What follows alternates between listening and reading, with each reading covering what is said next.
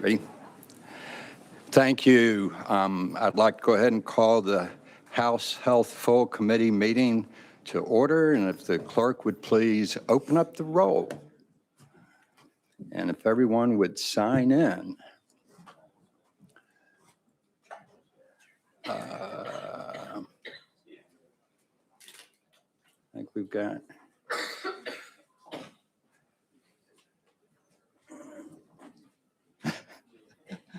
There we go.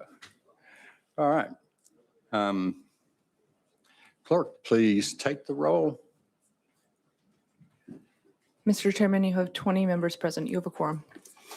Thank you very much. And in case you hadn't noticed, I'm not Chairman Terry. He's presenting bills in another committee, so I'm going to run it here for a little bit until he's able to make it back. Before we get started, does anyone have any personal orders? Yes, Chairman Hicks. Thank you, Mr. Chairman. And we do have some folks visiting today from the Tennessee Association of Mental Health Organizations.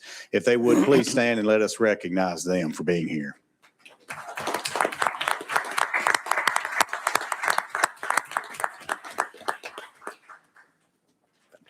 Anyone else? We do have our doctor of the day here today, Dr. Hahn. I see him out there. Glad to have you with us. He's a family medicine physician from Lenoir City with over 45 years of experience in the medical field and recently retired from active practice. So congratulations on that as well.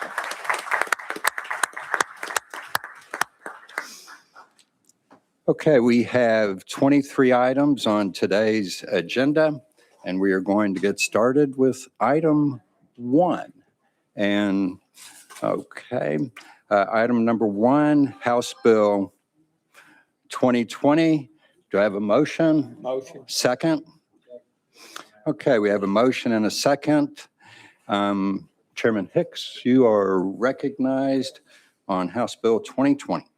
Thank you, Mr. Chairman, and it's an honor to be able to run this for Leader Cochran. I just remind everyone to keep Leader Cochran and his family in your prayers. They're having a hard time, so just remember to do that today. This legislation came about because of an issue involving Isaiah House, a nonprofit ministry in his county and in actually a lot of our counties. It started up in our neck of the woods. The organization was being treated as a commercial food service establishment under state law. That classification subjected them to restaurant level regulations. Isaiah House is not a restaurant. It is a volunteer driven ministry serving the community. So with that explanation, Chairman, I ask for a favorable vote. Okay, and I believe you have an amendment for the bill. We have one in our notes here. Chairman, you will have to help me out on that amendment. We have a House Health Subcommittee Amendment 013486. Second. Have a motion and a second on the amendment. Any objection to us going ahead and putting the amendment on the bill? All those in favor of the amendment, say aye. All those opposed, say no. Any nays? Ayes have it. The amendment is on the bill. Okay. Thank you, Mr. Chairman. I've already explained the bill, so I'll ask for a favorable vote. All right, we've got a question on bill. Any objection to the question? Seeing none, we will be voting on the bill as amended. Then, Madam Clerk, if you would please open up the board. All those in favor of House Bill 2020 as amended, vote aye. All those opposed, vote no. Has every member voted? Anybody want to change their vote? Okay. Would the clerk please close the vote? Mr. Chairman, you have 20 ayes, 0 nays. All right. House Bill 2020, we'll move on to calendar and rules. Thank you, Chairman. Thank you, committee. You are welcome. And this brings us to number 2 on our calendar, House Bill 1665. Got a motion? Do I have a second?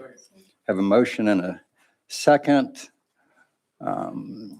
And do you have amendment I do, Mr. Chairman. It's or 2? 014843. 014843. 01483. Okay, I've got a motion and a second on amendment 014843. Any objection to going and putting this amendment on? Seeing none. All those in favor of the amendment indicate by saying aye. Aye. Any opposed? Ayes have it. Amendment 014843 has now been put on the bill. I think we've got you in shape now. Thank you, Mr. You're Chairman. recognized. Thank you, Mr. Chairman. I was in subcommittee a few weeks back and I was did some explaining and we put the bill out to everybody. We've had a lot of conversations and I appreciate everyone who has come to me and talked about the bill and we believe we got it in a good position now that satisfies everybody. But as I shared in subcommittee, a few years ago, my daughter in a primary care visit was actually asked if she was okay being the gender in which she is. And it was unsolicited. She was just asked by the doctor. I was outraged at that point that this had happened, and my daughter was very upset. Again, unprompted, just got asked that question. Come to find out, one of the doctors that is at that primary care facility goes to my church, and she tells me that it was actually mandated by the insurance company to ask the questions. I was shocked by this. I have a screenshot on my phone. I can show you all. But it's clear as day. There are questionnaires there from the insurance company asking children if they're okay being their gender. So we brought this bill today to make sure that this doesn't happen to our children in our state. If the doctor can no longer prompt these questions, primarily pushed by these insurance companies' mandates, but on the other side of a child prompts the doctor, then they're able to have the conversations. We did some carve outs for some mental health professionals as well. I stand ready for questions.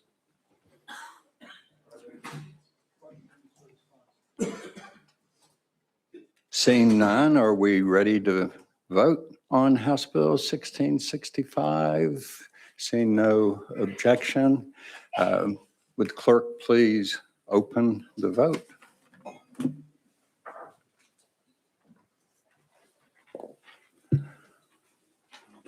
All those members in favor of the bill, vote aye. Opposed, vote nay. Any member want to change their vote?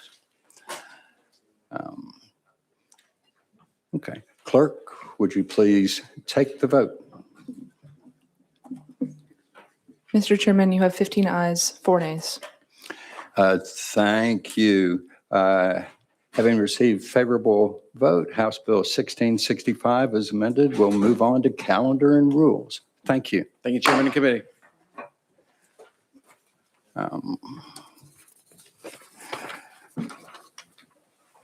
Which brings us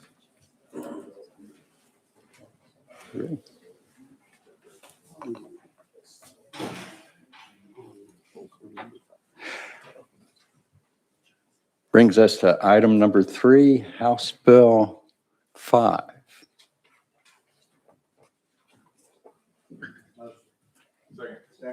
Got a motion and a second. Ready?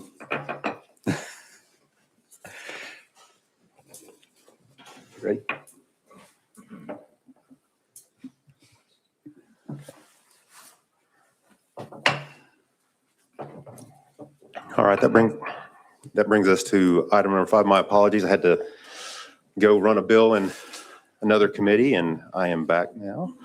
Let's see here. All right, you have motion second. You are recognized. Thank you, Mr. Chairman. Also, I've got an amendment.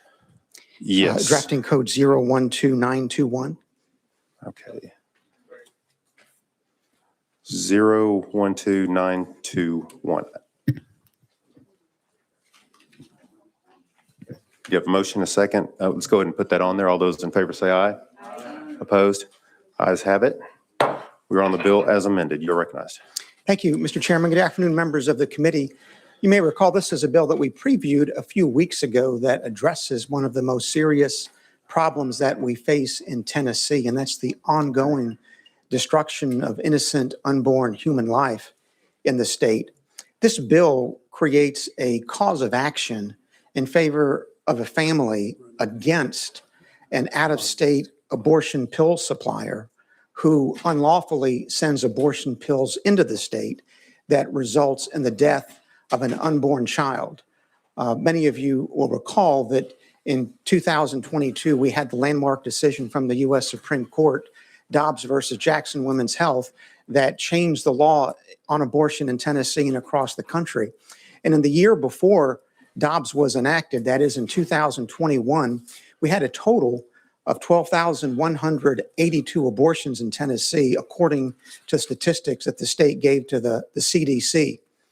In just this year, we have had a report from the Society for Family Planning that there are 9,000 abortions going on in Tennessee right now annually, caused by out-of-state abortion pill suppliers unlawfully sending pills into the state, which is, of course, a felony, but nonetheless, it is continuing to go on.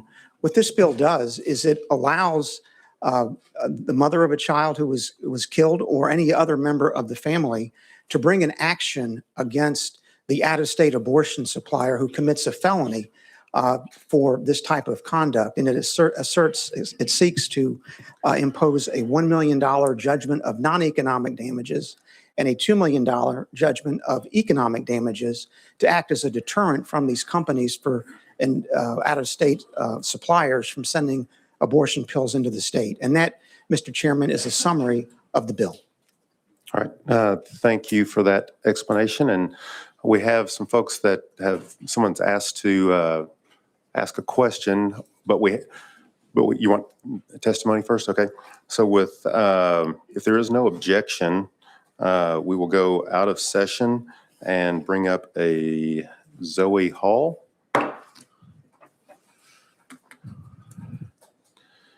You are recognized. You'll have 3 minutes. So tell us your name and who you're with, and then you'll have 3 minutes. Do you have your... Hello, my name is Zoe Hall. I'm with the Pro-Life Pregnancy Center, Life Choices in Memphis. Good afternoon, Chairman and members of the Health Committee.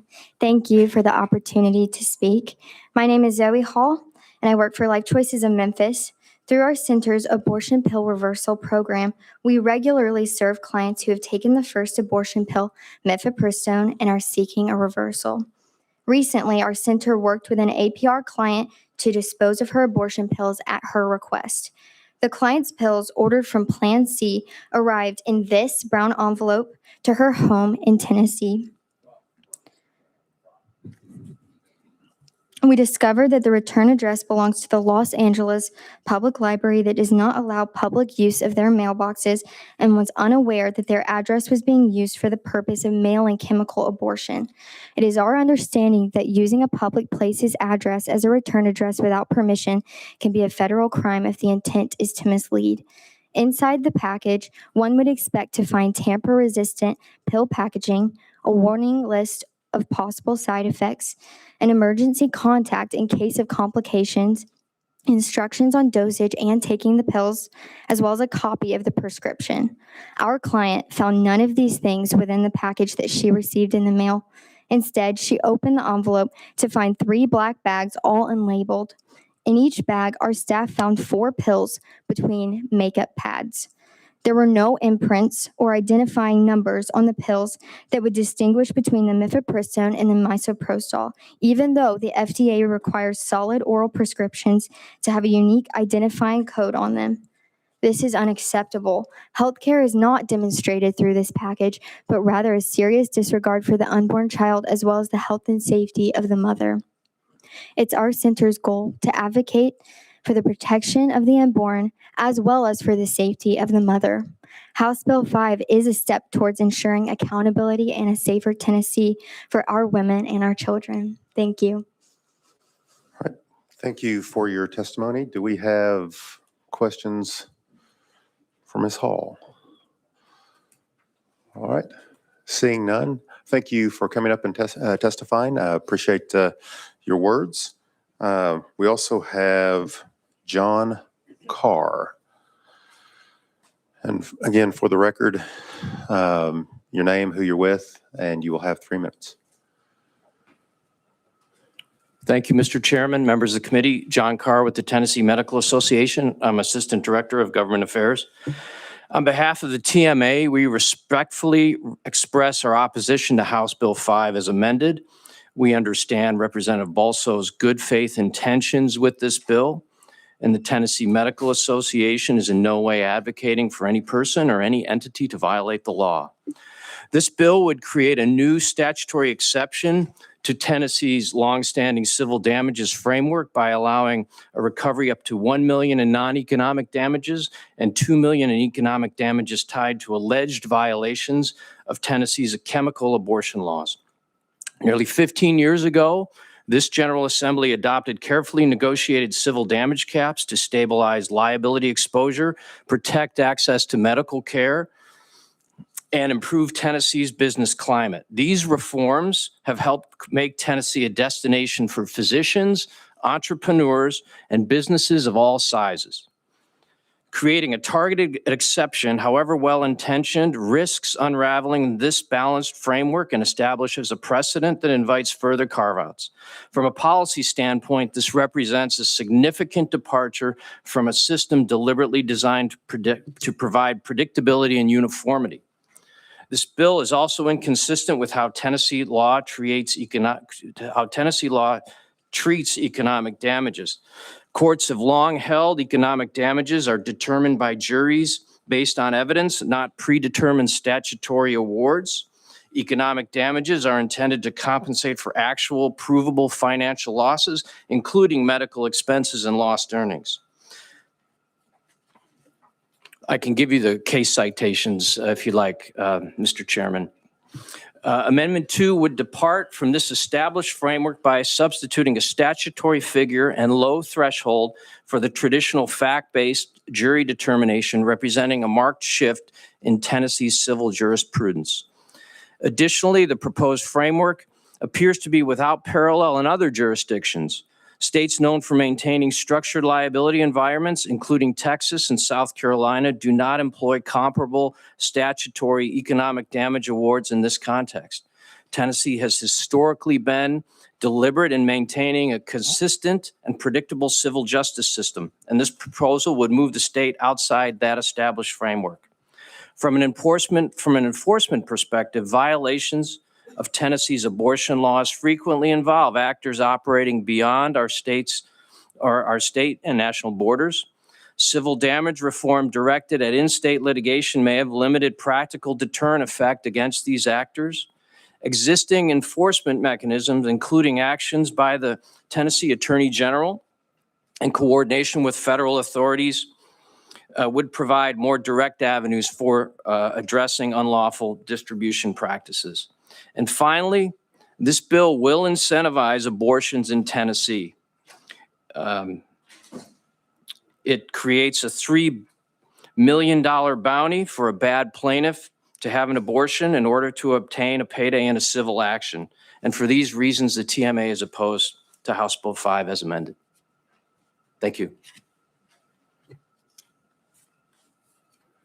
Thank you. And sorry, we're having technical difficulties up here, and so I apologize for the delays. Do we have questions for Mr. Carr while we are out of session?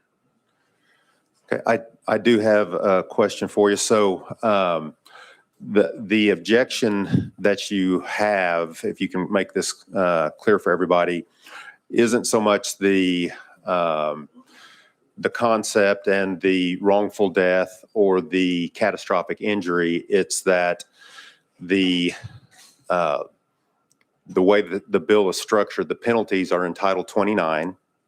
which also houses our malpractice codes.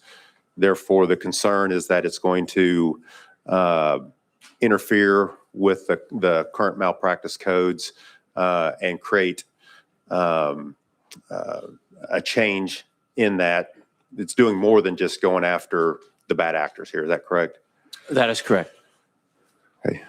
Any further questions while we are out of session? If I might yes. add, Mr. Chairman, Texas passed a similar law, and the penalty was $100,000 per occurrence. Okay. And South Carolina, could you address? I believe the South Carolina law makes it a Schedule 3 or Schedule 4 restricted substance. Okay. All right. Any further questions? Okay. Seeing none, we are back in session. Okay. Representative Molso? Thank you, Mr. Chairman. And I want to respond to each one of the points that Mr. Carr made because respectfully, not one of those points has merit. The first point that was made was that this bill creates an exception to our statutory framework regarding damage caps. That is not true. When you look at our statute, it's 29-39-102. And when you look specifically at subsection H1, it says that the limitations on non-economic damages do not apply where a defendant had a specific intent to inflict serious physical injury, which is the case we're dealing with here. In other words, our caps are designed to apply in negligence actions, not in actions where you have an intentional tort. So if you had a pedestrian walking across the street and someone was distracted by looking at a phone and ran over the pedestrian, the caps would come into play. That would be a cap of $750,000 for injuries. But if a pedestrian were walking across the street and you intentionally ran over the pedestrian and killed the pedestrian, there would be no cap because that is intentional conduct. That's specifically what subsection H1 of our cap statute says. And that's the type of conduct we're looking at here. These out-of-state abortion pill suppliers are not guilty of negligence. What they're doing intentionally is in violation of our statutes and the commission of a felony. They're sending abortion pills into Tennessee specifically to kill an unborn child.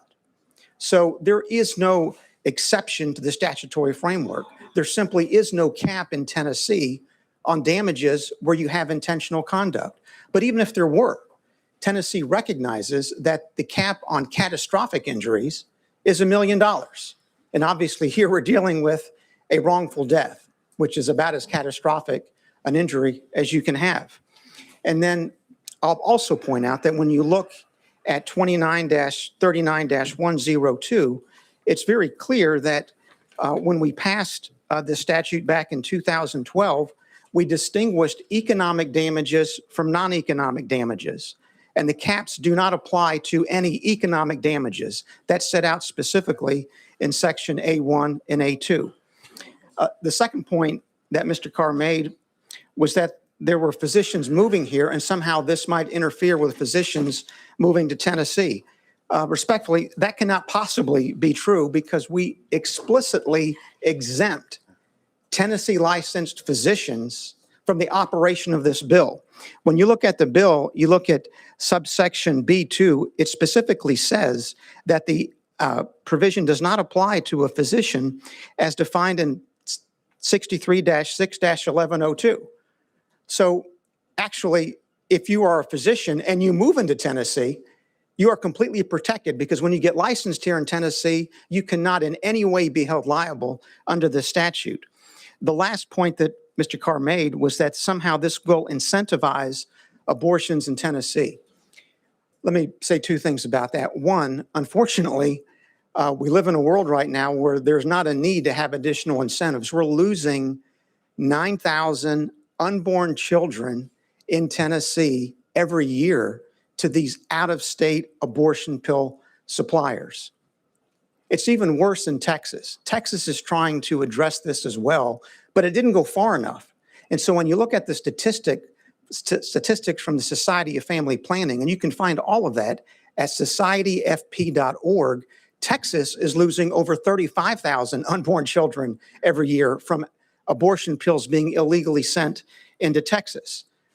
So there's no issue about incentivizing. The problem we've got is trying to attack these out-of-state abortion pill suppliers. And I'll point out that Tennessee Right to Life and every other a respectable pro-life organization in this state supports this legislation. So ask yourself, if this bill were really going to create more abortions in Tennessee, would every pro-life organization in this state, would Life Choices in Memphis, would every pregnancy help center in the state be in favor of this legislation? I think the answer is obvious. It's time, ladies and gentlemen, for us to do what our voters sent us here to do, to protect innocent unborn human life. That's what this bill does. We need to end the slaughter. It's going on at a rate that none of us should find acceptable. 9,000 unborn lives a year. This will give us a chance to start reversing that trend. Thank you, Mr. Chairman. Representative McKenzie. Thank you, Mr. Chair. My biggest concern with your eloquent diatribe there is the data. So you have 9,000 pieces of evidence that you can produce, because you're very specific on your number. You have 9,000 pieces of evidence that you can produce saying that this happened. These I guess pills were delivered and administered and killed an unborn fetus. You have evidence of all that because you've stated it at least 3 times. And if you have that evidence, what is it and why haven't you turned that over? You're recognized. Thank you, Mr. Chairman. The evidence, Representative McKenzie, comes from a pro-abortion advocacy group, Society of Family Planning. You can go to their website right now at societyfp.org and see the data they've collected, because many of these out-of-state abortion pill suppliers live in states that have what are called shield laws, laws that protect them against being extradited for violating our criminal laws, and also immunizing them against civil liability. And it is the reporting from physicians and other out-of-state abortion pill suppliers who live in shield states that send information from which this data that I'm referring to is gathered. And frankly, the numbers are likely even worse than 9,000, because the 9,000 number comes from those who are in shield states and have an obligation to report this information. There are abortion pills, as our record already indicates, that come from Mexico, from India, from other countries. So it's likely even worse than 9,000, Representative McKenzie, but that is the data that is before the committee right now. You're recognized. Thank you, Mr. Chair. And we have this a lot. We have data, this organization. I look up the organization and it's just not a valid organization. That happens so much in especially this session.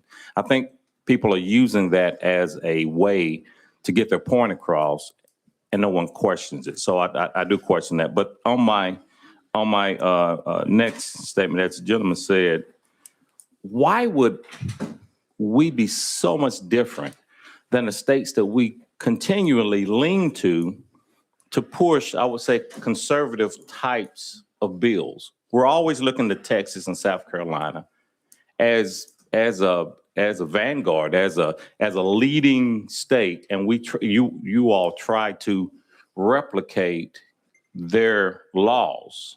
And so, as you heard, the liability numbers in those states are not millions, in the millions. So why would you not, when you so often replicate these other conservative states, why wouldn't you replicate the penalty like they've done in South Carolina and Texas? You're recognized. Thank you, Mr. Chairman. For a couple of reasons, Representative McKenzie, one, what's been done in Texas, for example, has not worked. Mr. Carr's right. They did adopt something similar at a much lower level. And what they have seen is horribly an increase in out-of-state abortion pill suppliers continuing to send abortion pills into Texas in violation of their own laws. And then secondly, the fact is that the deterrence, the economic deterrence has to be substantial to cause these companies and these physicians in states with shield laws to take note that if they do engage in this felonious conduct, that they are going to have a financial penalty to pay. And here, this bill does that. We have $1 million of non-economic damages, and we've got $2 million of economic damages, which is a total of $3 million. Now, obviously, one could debate how much the life of any child is worth, but mathematically, if you were to take $100 a day and extend that for 80 years, you would get a number very close to $3 million. So the numbers that we have in the bill as amended are not just reasonable, but I believe they are significant to act as the financial deterrent that we're looking for. And we very recently in the Georgia appellate courts, Representative McKenzie had a case where a jury returned an award of $10.5 million for the wrongful death of two twins who were wrongfully killed just at birth. One was stillborn, one died just a few minutes after birth. And so not only do we have the fact that the numbers are reasonable, there's recent judicial precedent for having damage awards that are significantly greater than what we're looking at here. In that case, each twin was found to have a value of life of $5.25 million, and that award was affirmed by the Georgia appellate courts. So for those reasons, what has been done in other states has not been sufficient. We need to lead on this issue. We need to be the state that is known as the one that protects innocent, unborn human life more than any other. Representative McKenzie. Yes, final follow-up. My several concerns with this piece of legislation, but the one from a physical standpoint, a morning after does not equal pregnancy. Every sexual encounter does not equal pregnancy.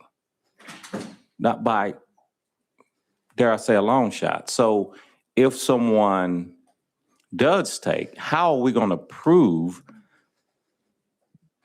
that your definition, not mine, your definition of a life was taken when it's a morning, 2 mornings, 5 mornings after the encounter? That's my other concern. How do you not prove that encounter did not yield a collection of cells as a result of the sperm and the egg coming together? Thank you, Mr. Chairman. If I understand the question correctly, Representative McKenzie, the answer is that this will be proven by testimony. I mean, when you look at the bill itself, I mean, obviously it starts with a defendant who violates 63-6-1103B. That is our Tennessee Abortion-Inducing Drug Risk Protocol Act. So this starts with the fact that you have to prove that the defendant committed a felony, because sending abortion pills into the state intentionally is a felony. It's a Class C felony under our statutes already. And so where you have a mother, for example, who was harmed in the way that Ms. Hall just testified, she would be able, along with any other member of her family, if the child were killed, to bring a cause of action against the very company or other abortion pill supplier that she ordered the pills from. And then she will be able to testify that, in fact, she was pregnant. Likely there will be medical testimony to support that. She will further testify that she ordered these pills from the out-of-state abortion supplier. She will further testify that she took them and that her child died. that is how you prove liability under the bill that we're looking at. It is something that is done with testimony and in accordance with the rules of evidence that govern our federal and state courts. Okay. Chairman Kumar. Thank you, Mr. Chairman. Thank you, Chairman Bowles. So, kindly tell us more about shield laws. How many states have laws that shield people who send mail-in abortion medication into Tennessee? And do those shield laws work, and we can't really go after those actors? You're recognized. Thank you, Mr. Chairman. A very good question. Dr. Kumar, I don't know the specific number of states with shield laws, but I mean, California, Illinois, New York, New Jersey are examples of those states. And what their legislatures have done, have passed laws that operate both in the criminal sector and in the civil sector. And on the criminal side, the shield law provides that no local law enforcement or state law enforcement authority in those states will extradite any abortion pill supplier to a state where sending the abortion pill was a felony. On the civil side, it works in a similar way.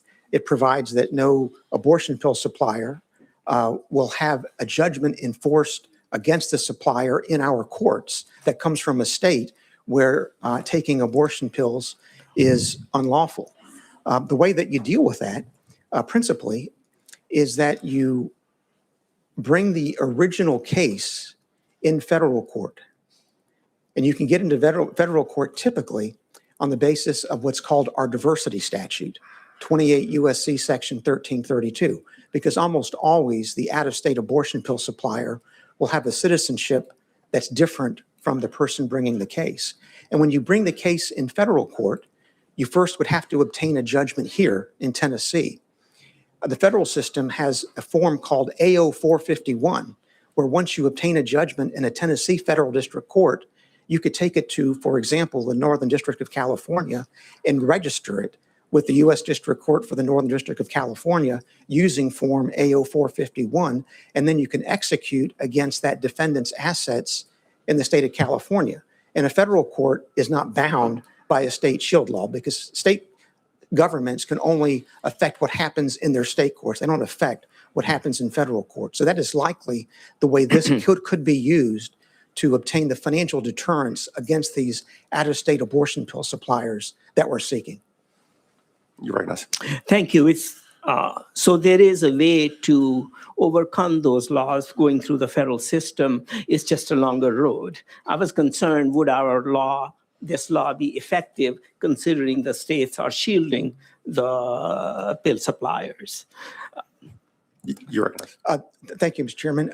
And the short answer is, Dr. Kumar, in state court, potentially, the U.S. Supreme Court has not addressed that yet, but there's a similar method in state courts. If someone were to get a judgment against an out-of-state abortion pill supplier in state court in Tennessee, you would take it to another state which has adopted this thing called the Uniform Enforcement of Foreign Judgments Act. You would file it in the state court. They would then use the shield law as a way of trying to immunize the out-of-state abortion pill supplier, and then the case would go up the appellate process to determine whether those shield laws are really valid or whether, under the full faith and credit clause of the U.S. Constitution, those states with shield laws nevertheless have to give full faith and credit to the judgment that was issued here in Tennessee. You recognize. Thank you. Kindly tell us the concern about damages, how it will be affected in, say, professional malpractice laws and so forth. What effect will this have, and will this increase the limits that are already in place? You recognize. Thank you, Mr. Chairman. The answer, Dr. Kumar, is no to both questions because it won't affect malpractice at all, because obviously malpractice concerns an alleged act of negligence by a licensed medical professional. And here we've exempted physicians and pharmacists out of the applicability of the bill. And then secondly, it does not affect the caps for the reasons that I explained earlier. First, the caps govern negligence actions. They do not apply when the defendant intentionally harmed the plaintiff. That's the language that I read specifically from subsection H. And here, we're dealing with intentional conduct. You're Well, recognized. thank you. If there are multiple family members for, person that is successfully orders the pills, takes them, and they worked as they're supposed to, multiple family members, it could be a spouse, a boyfriend, a parent, an uncle, each of them can file a lawsuit under this law. You're recognized. Thank you, Mr. Chairman. No. The action would follow the same framework that our current wrongful death statute does, and there's a hierarchy. So, for example, if your spouse were to be wrongfully killed, you as the surviving spouse would have the first opportunity to bring the case. If for whatever reason you did not do that, then it would fall to your spouse's parents or children or other next of kin. So there's only going to be one wrongful death lawsuit for an unborn child, just the way there is for a wrongful death lawsuit for a child who may be 5 years old. You're recognized. Last but the hardest question for me, at least, this is an email from a constituent, and I apologize, it's harsh language. And it basically says, what's wrong with you guys at the legislature? What are you doing? This law incentivizes pregnant women in the state to successfully murder their preborn children in the womb. And if a woman can prove she successfully murdered her child using mail order pills, this law allows a pathway to receive $5 million for doing so. We do not believe this is what any anti-abortion individual would want, and we are incentivizing abortion. And for somebody who has done that horrible a thing, we are making sure they get rich. You're recognized. Thank you, Mr. Chairman.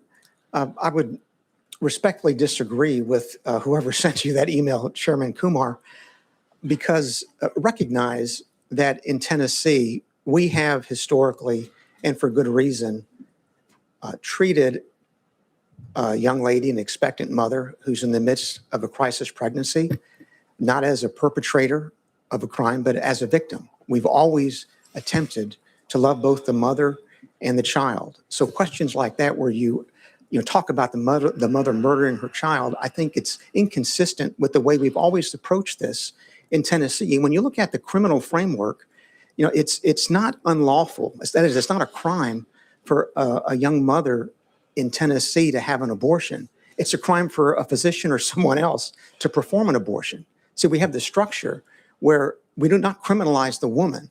And then, so the same should be the structure that we have on the civil side. This bill does not take the mother and make her an enemy of the child, by no means, because as we heard from Ms. Hall, oftentimes the mother is a victim and she's injured herself. And so the civil structure to this is parallel to the criminal structure. We try to love both the mother and the child. We don't criminalize the woman.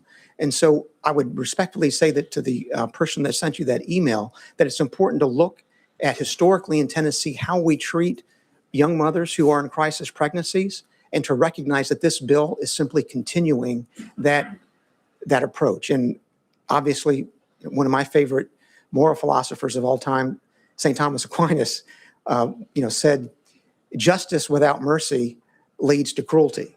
And if someone cannot find in their heart mercy for a young lady who's in the midst of a crisis pregnancy, then I think that's going to lead to cruelty. And we never want to be considered a cruel state. We're a welcoming state. We're a pro-life state. We're a state that loves both the mother and the child, and this bill does that. Did St. Aquinas say something about enrichment of the perpetrator of the crime?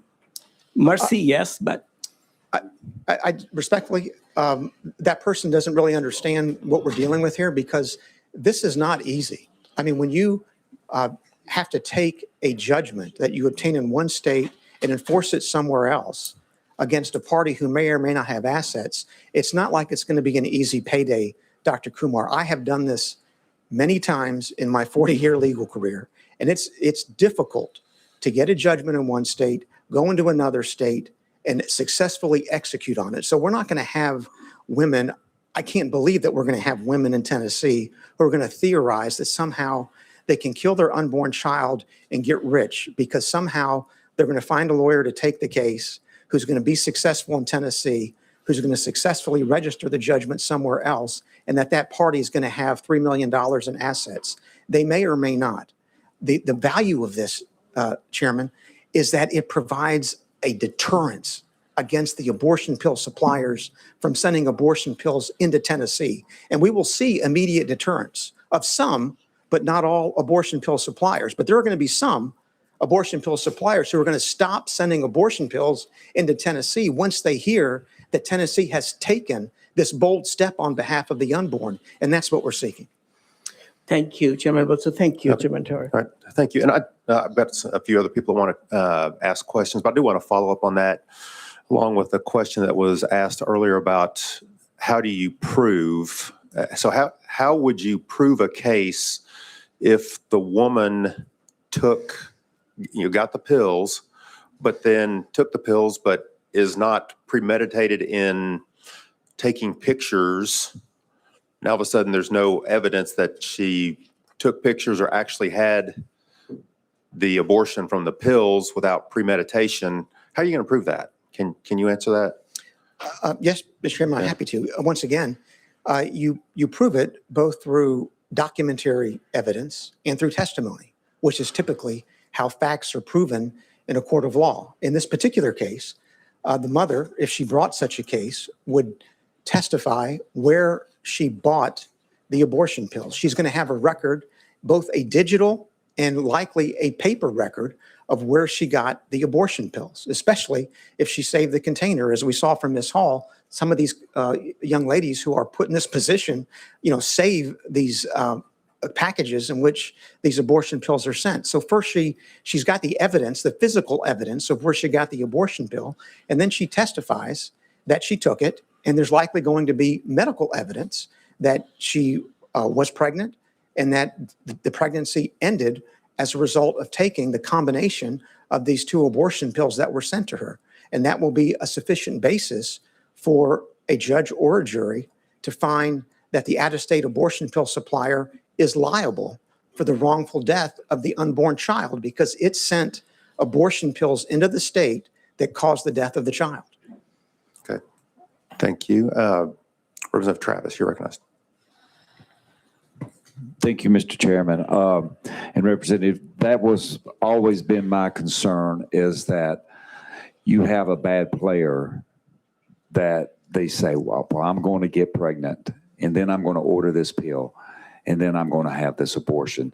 So that's always been my concern, because we will have bad players. This will happen in the state of Tennessee. If someone knows that they can get this money, and they go out and they get pregnant, then they order this pill, and then all of a sudden they come to court and say, I did this. It was a bad mistake I made, which probably wasn't a bad mistake. They probably did this intentionally.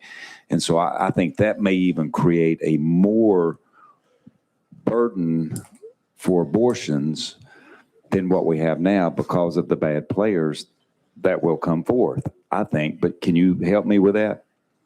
You recognize. Thank you, Mr. Chairman. I believe so, Representative Travis. I mean, first, consider an argument from authority. All of the pro-life groups are behind this legislation solidly.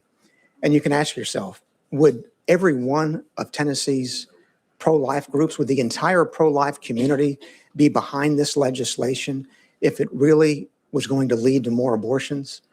I think the answer is no. They wouldn't be. And so we have the benefit and the reliable expertise that comes from those who live in this world.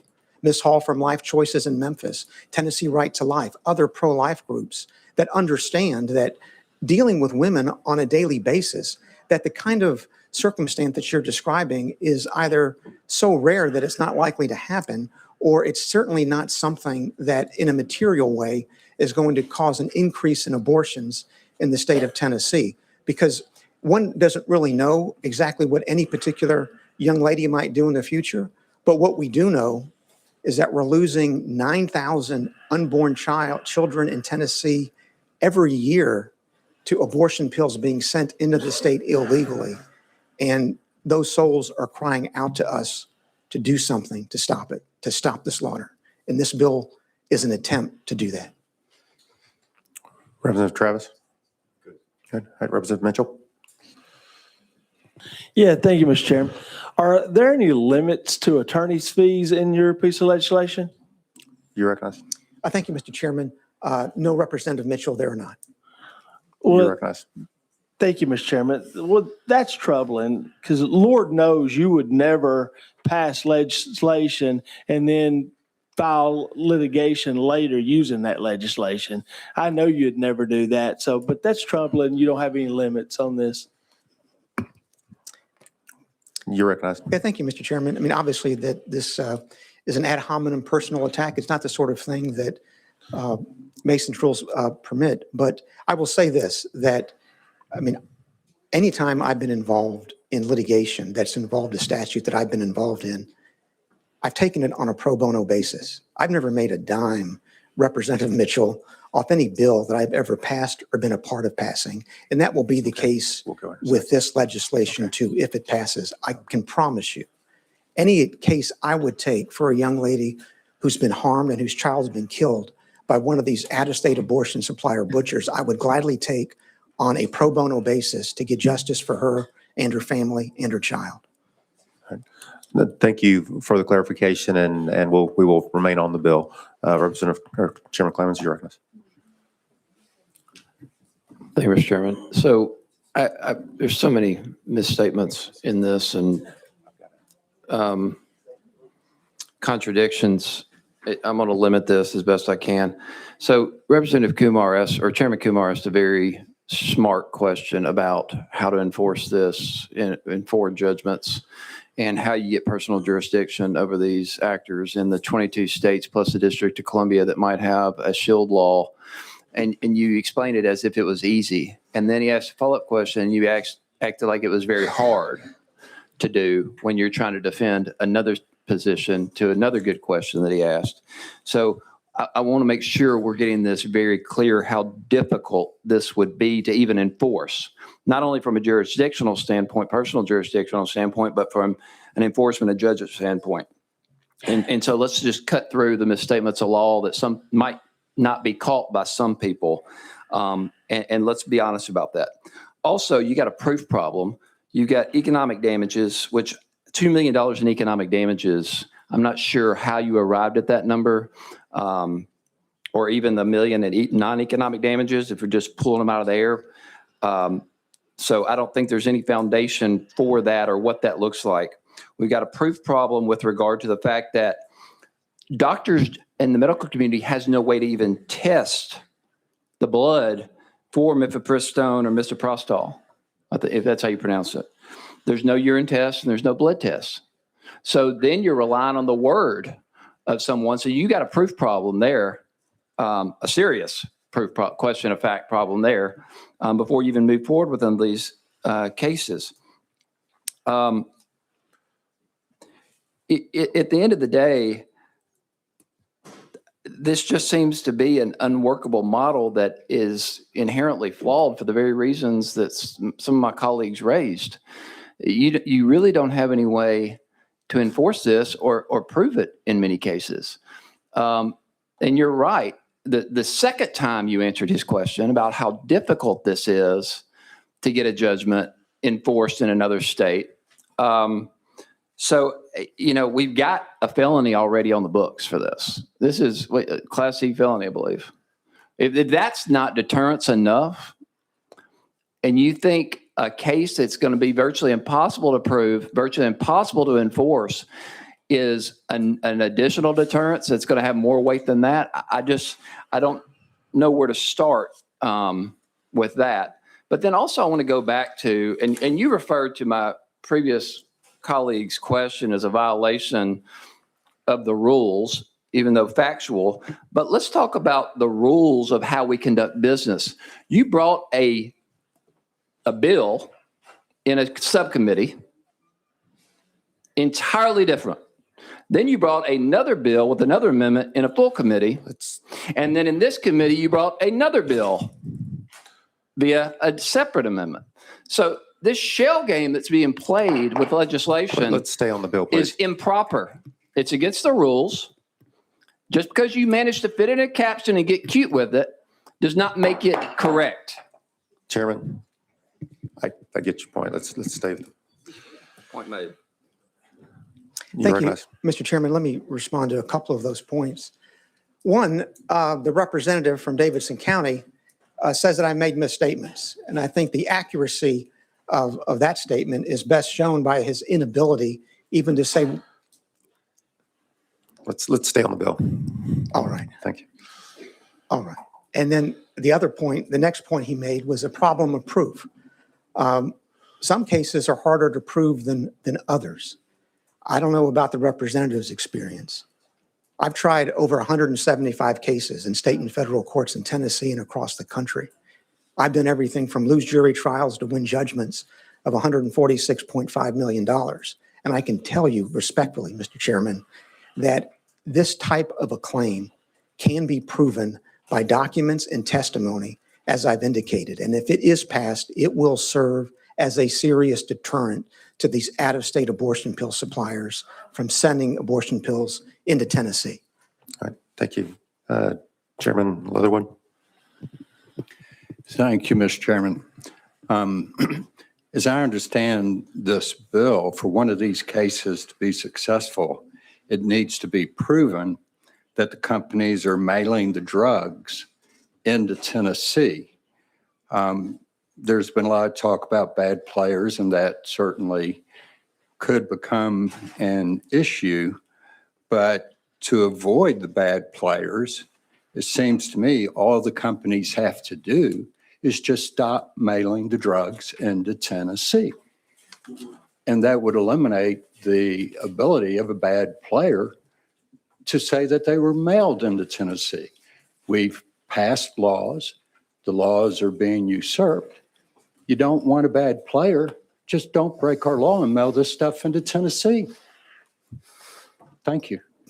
You're recognized. Thank you, Mr. Chairman. I think that's an excellent point.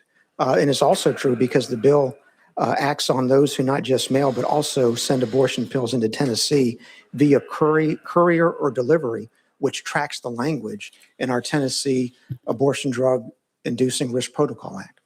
All right. Thank you. I have no further questions at this. Chairman Kumar. I apologize to take so much time, but I had spoken to you briefly, or I thought I'd spoken to you briefly, where is it possible to take away the monetary incentive to a person, a woman, despite the tragedy of abortion, who has also suffered, I agree, but to create a situation that monetary benefit is cut down, or at least, let's say, half of it goes to the state of Tennessee to be used for pro-life causes. Would you entertain an amendment along those lines? You're recognized. Thank you, Mr. Chairman. Most respectfully, Chairman Kumar, no, because we need to have the incentive where it is on the fact that the out-of-state abortion pill suppliers are going to know that the family of an unborn child can bring this action for causing the death of an unborn child. And if we somehow start parceling out part of a recovery to even philanthropic endeavors, that reduces the incentive that a person might have to bring a case in the first place. So respectfully, I would say, no, that would not be, I believe, an improvement on the bill. Thank you. Chairman Farmer. Thank you, Mr. Chairman. Chairman Bolso, just a couple of questions here. So looking down our amendments, we have Amendment 1, which is House Judiciary Committee Amendment Number 1, barcode 006412. Is that a part of this bill now? You're recognized. Thank you, Mr. Chairman. I believe the answer, Chairman Farmer, is no, because we reduced the penalty from judiciary from 5 million to 3 million. So the bill now is Amendment 012921, which rewrote the bill entirely. Other than the amount, I do not believe there's another material change. I'm just curious. So it looks like the Senate passed this bill last year. Is that language that the Senate passed the same as your amendatory language now that you propose in this committee? You're Thank you, Mr. Chairman. No, it is not. Okay. Well, I know this is a bill that's been double referred. It went through judiciary sub and full. We spent quite a bit of time discussing the language of House Judiciary Amendment number 1. And I wish I'd called this earlier. Now, I'm looking at Amendment 2. It says rewrites bill. This amendment is similar to A1, but it seems much shorter, about half the language, and it doesn't talk about carriers or have any of that language in there as well. So I just wanted to let you know that I'm going to ask that this be sent back to Judiciary Subcommittee and Calendar and Rules on Thursday. So I just want to let you know that, because this language doesn't add up. And I do think it's important to our committee system that if we're going to, especially if a bill is going to be double referred, that the language stay the same as the first 2 committees it goes through. And I think it's, a little out of the ordinary to have a language change on a second full. So I think as we're talking about tort caps and stuff like that, those things are all specific to civil justice and that area of the law. So I think that's a conversation we'll need to have there. So I'll be making that motion in Calendar and Rules. So I just wanted you to know that. Thank you. You organized? Okay.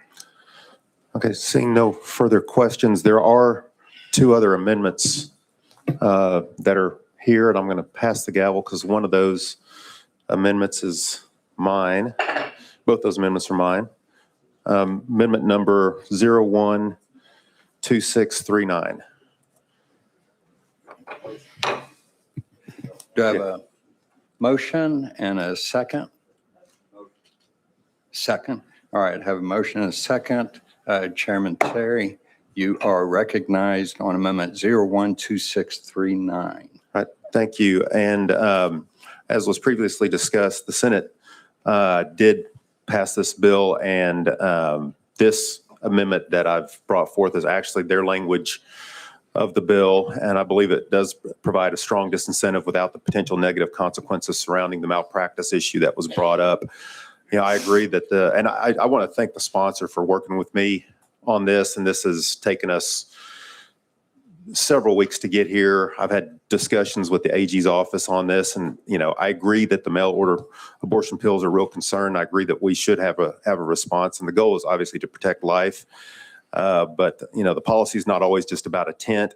It's about unintended consequences and the inappropriate incentives that have been discussed today. So the current posture of the bill does create a strong disincentive, which is good. But at the same time, there are credible concerns that placing the language of the bill that the amendment that we had originally put on, placing that language in Title 29 could impact our malpractice statutes. The Attorney General's office has indicated that that concern is legitimate and fact-dependent, and the term that was used was credible angst.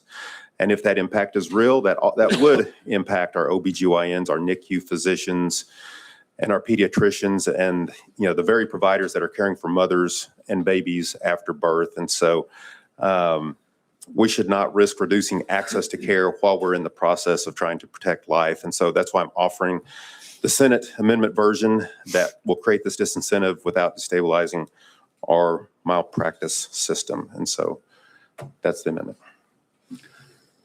Okay, are there any questions for the sponsor of the amendment? May I make a comment or You're address recognized. it? Okay. Thank you, Mr. Chairman, and thank you, Chairman Terry, for those thoughts. And let me respond in 3 ways. First, I appreciate your stating publicly that we've had dialogue about this, which is to respond to Chairman Farmer's question, where the reduction in the amounts came from. That was not something that I did to disrespect any prior committee, but it was something that I did working with the chairman in an effort to posture the bill in a way that it could be acceptable to all the members of the committee. Secondly, the statements about it having an effect on neonatal medical care providers or others is something that respectfully I just cannot agree with, because there's nothing to back that up. I mean, think about it, members. We have specifically removed physicians from liability under this statute. And it's one thing to say this is going to affect healthcare in Tennessee, but it's another to make an argument that shows how that could possibly be true. Remember, this bill only affects out-of-state abortion pill suppliers who commit a felony. It's there in the very first line. It says, if a defendant violated 63-6-1103 by sending an abortion-inducing drug into Tennessee, then this can only ever affect out-of-state felonious abortion pill suppliers by its very language. And then the third point about the Senate amendment, respectfully, members, vote that down because that kills the bill. That's language that the Tennessee Medical Association came up with because they're opposed to this. And that Senate version does nothing. It doesn't even create a cause of action. It would be better to do nothing than to adopt that Senate amendment. The bill that you have before you in the form that I've advocated is what we need if we're serious about protecting unborn life in Tennessee, which is the issue that we have today. If we're a pro-life state, we need to fight for the unborn where the fight is, and that's where abortion pills are being sent into the state. So the choice we have today, are we going to stand up and do something to protect the unborn, or are we not going to do it? I submit we need to do it. It's time. We can't let the 114th General Assembly go to rest without doing something to stop this slaughter of innocents across the state. Chairman Terry, you're recognized. Thank you. And I do appreciate the passion and the concern. I share the concern that the sponsor of the bill has. Again, in the discussions that I've had, there is, like I said, credible angst dealing with the malpractice. I do think this creates a significant disincentive. We've had discussions. I've looked at other ways that we could go about trying to disincentivize that. In fact, this committee will hear a bill that just came out of Population Health that works on civil issues related to this, violating that act as well. It just does not fit the title of this particular bill. It goes into a different title.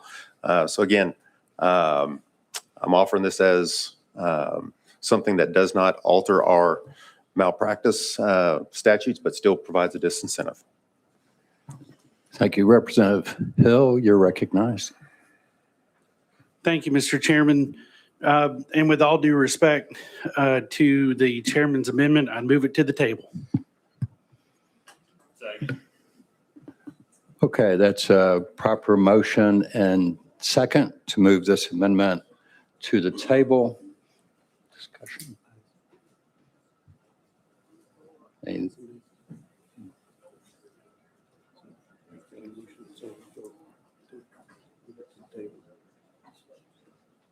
To vote on it, or does he get to talk about it? Doesn't he get to discuss it? Do you want to speak to it?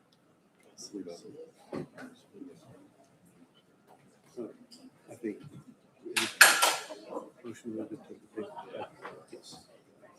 it's a debatable motion, isn't it?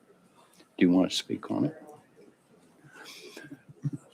Okay, we have a motion to move this amendment to the table. It is a debatable motion. Chairman Terry, you are recognized. Yeah, I would just humbly ask that you guys not table the amendment and that we do not alter our malpractice statutes. Okay. Any other discussion? All right, we are going to be voting on tabling Amendment 012639. We'll try a voice vote first. All those in favor of tabling, say aye. Aye. All those opposed? No. We'll go to the board. Would the clerk please open up the board for a vote? All those in favor of the tabling motion, vote aye. Those opposed to the tabling motion, vote no.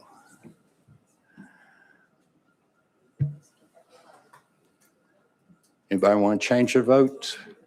Would the clerk please take the vote? Mr. Chairman, you have 8 ayes, 15 nays.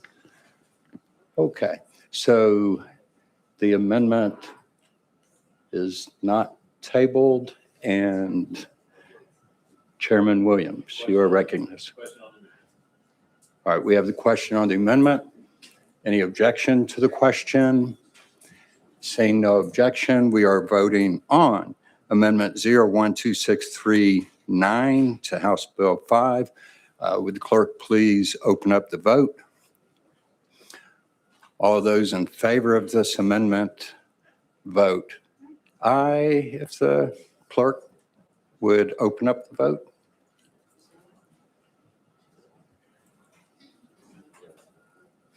All those in favor of the amendment, vote aye. All those opposed, vote no. Any member want to change their vote? If the clerk would take the vote. Mr. Chairman, you have 16 ayes, 7 nays. Okay, so Amendment 012639 goes on the bill.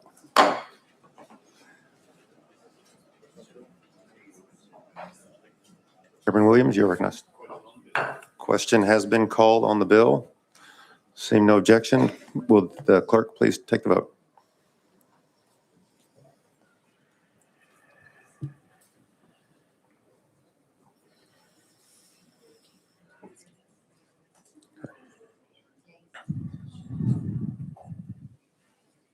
Clerk, please take the vote.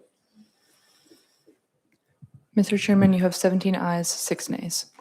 House Bill 5 passes and moves on to calendar and rules as amended. Will the attorneys please roll all the amendments into one amendment? Thank you. Thank you, Mr. Chairman. All right. Thank you, committee. Thank you. No, not now.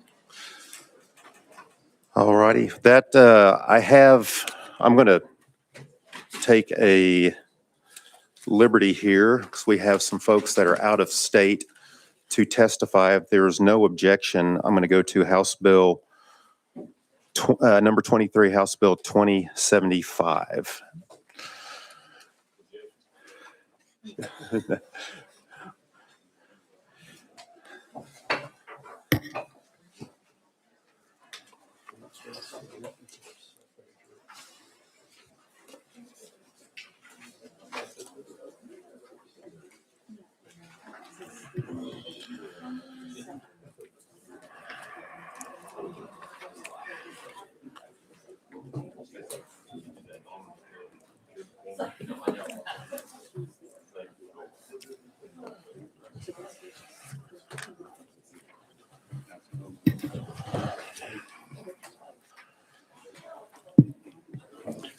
Okay, this takes us to item 23 on the calendar, House Bill 2075 by Chairman Terry. Do I have a motion and a second?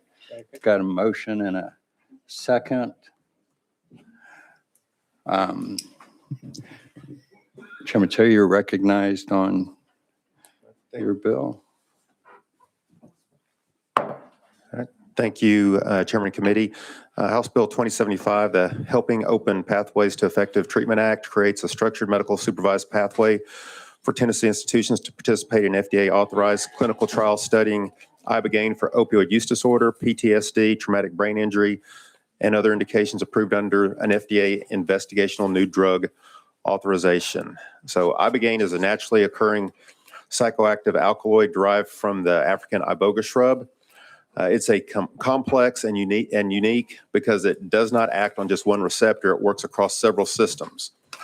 It blocks NMDA receptors to interrupt learned addictive patterns. It modulates opioid and dopamine pathways to reduce cravings and enhances serotonin signaling to stabilize mood. Most importantly, it increases levels of a neurotrophic factor called GDNF, which supports repair and normalization of dopamine circuits damaged by chronic substance use. Together, these effects can blunt withdrawal, reduce compulsive drug seeking, and create a window of neuroplasticity during which patients may be more receptive to lasting behavioral change. So in layman's terms, it appears that ibogaine does three important things at once. First, it helps quiet the part of the brain that drives cravings and compulsive behavior. That's the addiction loop.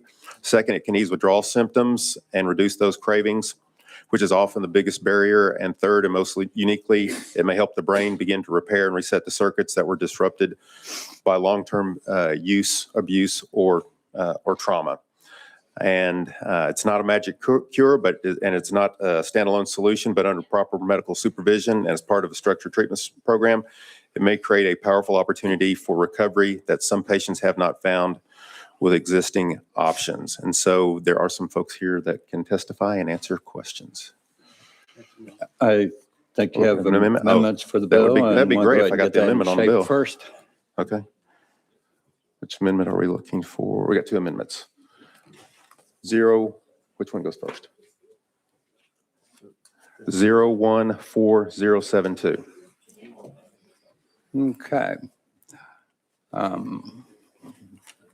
Without objection, Need a we're motion. voting Need a on motion. Amendment Need a motion. 014072. Do I have a motion? And a second.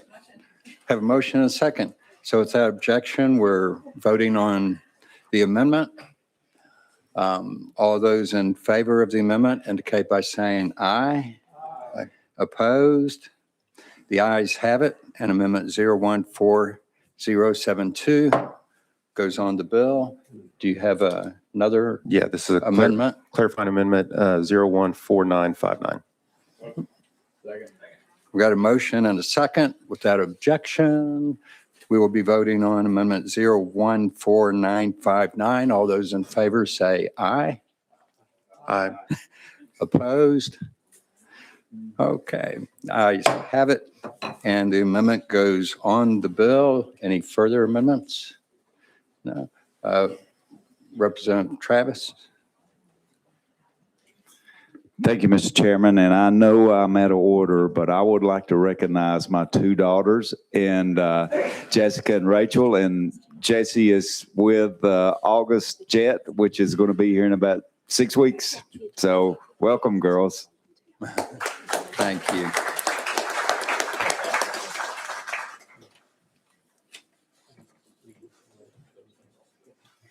Okay, and if legal could roll those two amendments into one, that would be great. And with that, I believe we have some people to testify on this. Without objection, we will go out of session to hear from Ricky Harris and Alex West. If y'all want to come forward.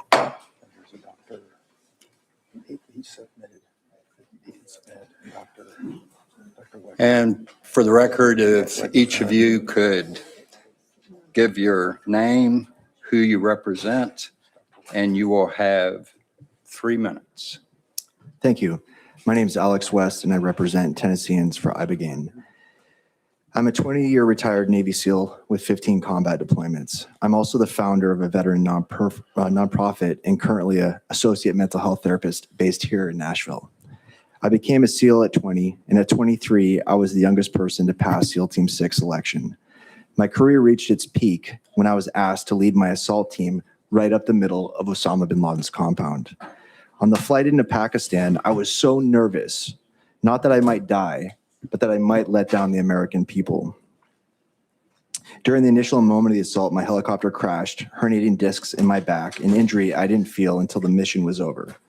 But it wasn't the physical injuries that haunted me from my time in the SEAL teams. It was the mental scars, the weight of not just the bin Laden raid, but the hundreds and hundreds of combat operations I'd partaken in.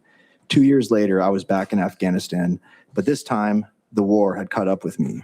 I found myself sitting in my room with my assault rifle on my lap, contemplating ending my life. And as I sat there, the moment was interrupted by our base being attacked by the Taliban, ironically snapping me out of that dark moment for now. When I retired in 2018, I'd already been in weekly or biweekly therapy for over 8 years. I was trying, I really was, but the trauma of war just worsened. I suffered from night terrors, flashbacks, isolation, and a growing dependence on alcohol to numb my pain.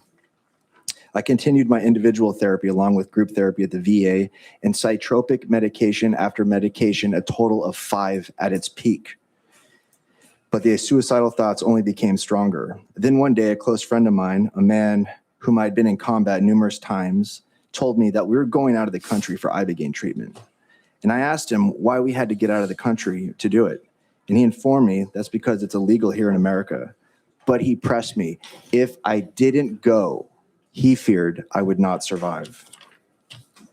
The treatment began with several preparation sessions with a therapist, where we identified my goals for the ibogaine experience. I then traveled to a remote camp in Central America. Before receiving ibogaine, I was connected to an EKG machine to ensure my heart was functioning properly. My dose was calculated based on my weight and administered orally as a capsule. The ibogaine experience lasted about 14 hours and was physically and emotionally grueling. But the treatment didn't end when the medication wore off. The next phase, called the integration phase, lasted several weeks. During that time, I continued working with a therapist to process the insights from the experience using evidence-based psychotherapy techniques. And the results were profound. Today, I am 6 years sober from alcohol and no longer on any psychotropic medication, down from 5. Many of my clients, especially those suffering from substance use disorder, PTSD, traumatic brain injury, and suicidal ideation, would undoubtedly benefit from the ibogaine treatment. And it worries me that they may never get it. I stand before you today to ask for your support of clinical trials for ibogaine. No American, veteran or not, should have to leave our country for treatment. I've seen the benefits firsthand, and I know it can help so many others. Thank you. Thank you. And Ms. Harris, you're recognized. Thank you. Chairman Terry and members of the committee, thank you for the opportunity to speak to you today. My name is Ricky Harris, and I'm the CEO of Tennessee Voices. Each year, our organization serves over 12,000 families in Tennessee across all 95 counties, providing 54,000 service encounters that support children, caregivers, and those who are navigating mental health challenges, trauma, and substance use in their home. Because of this work, we see the human cost of the opioid crisis. I am personally and professionally impacted by this crisis. While overdose deaths are a reality of the problem, the impact of the crisis is not only measured in fatality. Substance use disorder remains one of the leading drivers of child welfare involvement in our state. When addiction destabilizes a parent, children accumulate adverse experiences that shape their health and their opportunities for the future. At Tennessee Voices, our goal is simple: help families stabilize so children can grow up safely at home. We know that medication-assisted treatments save lives, and those treatments are important. We also know that opioid use disorder is chronic and relapsing, and not every patient responds to the tools currently available to us. And that is why responsible research matters. One area receiving increasingly scientific attention is ibogaine. This is a naturally occurring compound, as you heard from the chairman, that interacts with several neurological systems involved in addiction. This treatment is delivered once and then supported with therapy. It is not addictive, but it disrupts addiction pathways. Investigation has to occur for us to carefully monitor and medically supervise this opportunity. That is exactly what the Hope Treatment Act allows Tennessee to do by establishing a pathway to do clinical trials. The legislation does not legalize ibogaine, and it does not bypass federal law. Instead, it creates a structured research pathway with medical oversight and careful monitoring through institutional review and transparent data collection so Tennessee can study scientifically responsibly. When I think about the scale of this crisis, I'm reminded of the story of the Good Samaritan. In the story, that man is beaten and left on the side of the road while others pass by. Only one person stops to tend to his wounds and make sure he receives care. That isn't a lesson about compassion only, but it's a lesson about our willingness to act in the face of suffering. Today, thousands of Tennesseans are lying on the side of the road of addiction. Families are hurting and children are watching. The stakes are very high, and responsible research isn't radical, it's simple. So I ask for your support on the Hope Treatment Act. Thank you. Thank you very much. And Dr. Wagner, you're recognized 3 minutes. Thank you. Peterson Wagner with Americans for Ibogaine nonprofit. Good afternoon, Chairman and members of the committee. Thank you very much for the opportunity to speak. I've just concluded my medical training at the University of Pennsylvania. I'm beginning my specialty training in psychiatry in June. My research interests are primarily on substance use disorders, novel treatments for those, and healthcare economics. I'd like to talk to you today about how ibogaine intersects with those. So first, a little bit about the scale. The scale of the opioid crisis in Tennessee is enormous. Around 130,000 Tennesseans aged 12 and older meet criteria for opioid use disorder in the state right now. And that represents 2.2% of the entire state population. Despite this burden, there's a massive treatment gap. Roughly 7 in 10 Tennesseans who need treatment are not receiving it. The human toll is also very clear in the mortality data. In 2023, Tennessee recorded about 3,600 fatal drug overdoses, of which 3,000 were primarily caused by opioids. Current standard treatments, for example, methadone and buprenorphine, are evidence-based and they do save lives. However, they require long-term adherence and many patients discontinue treatment or cycle through repeated episodes of care, leaving persistent risk of relapse and overdose. In contrast, we have ibogaine, this naturally occurring alkaloid that the chairman mentioned to you a moment ago. Observational studies report that about 8 in 10 individuals who are treated with ibogaine abroad experience major reductions in withdrawal symptoms. These are not treatment naive patients. 97% of these patients who received ibogaine abroad had previously undergone addiction treatment, often multiple times. Alex's story is not unique to him. Today, many patients, including veterans, travel abroad for ibogaine treatment in unregulated environments. Funding hospital-based research would allow physicians to begin deploying evidence-based ibogaine treatment here in Tennessee right now, despite its scheduled status. We would also be able to apply modern safety measures such as cardiac screening, electrolyte correction, continuous monitoring. And As thank part- you very much. I apologize, but we're up against a hard stop. And I think the most important thing y'all want is for us to move forward on this bill. And so with that, again, I apologize. I appreciate your service and your testimony. And we will go back in session and we wanted to adjourn. Oh, without objection, we adjourn. We didn't have time to take a quick vote.